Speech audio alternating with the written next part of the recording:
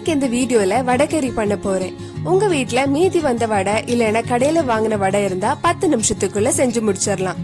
இந்த தேங்காய் அரைச்ச வடகரி எப்படி ஈஸியா சிம்பிளா பண்றேன்னு பார்க்கலாம். மிக்ஸி ஜார்ல 1 கப் துருவன தேங்காய் எடுத்துக்கோங்க.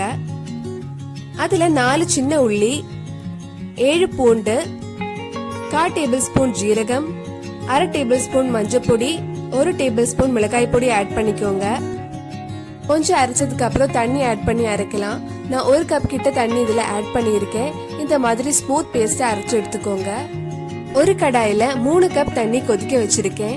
நல்லா கொதிச்சதுக்கு அப்புறம் நம்ம கடையில வாங்கின வடையை பிச்சு போடலாம். இந்த பருப்பு வடை வீட்லயும் பண்ணலாம். நான் இது வீட்ல செஞ்ச வடை. இந்த பருப்பு வடை நான் எப்படி செஞ்சேன்னு உங்களுக்கு நான் நெக்ஸ்ட் வீடியோல அப்லோட் பண்றேன். கொஞ்சம் உப்பு ஆட் பண்ணிக்கோங்க. ஏற்கனவே வடையில உப்பு இருக்கும், அதனால கொஞ்சமா போட்டா போதும். 2-3 நிமிஷம் வடை வெந்ததுக்கு அப்புறம் நம்ம அரைச்சு வச்சிருந்த தேங்காய் பேஸ்ட இதுல ஆட் பண்ணலாம். தேங்காய் அரைச்சு மிக்ஸி ஜார்ல 1/4 கப் தண்ணி ஊத்தி இதுல ஆட் பண்ணலாம்.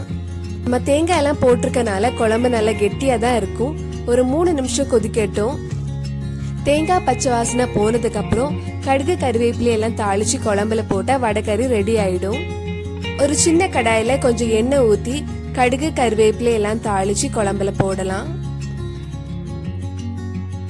சுவையான வடைக்கறி ரெடி ஆயிடுச்சு. உங்களுக்கு பெருசா எதுவும் சமைக்கிற மூட் இல்லைன்னா ஈஸியாவே இந்த வடைக்கறி பண்ணலாம். அடுத்த வீடியோல வீட்ல எப்படி பருப்பு வடை செய்யறதுன்னு அப்லோட் பண்றேன். சோ நீங்க இந்த சேனலை சப்ஸ்கிரைப் பண்ணலைன்னா மறக்காம சப்ஸ்கிரைப் பண்ணிருங்க.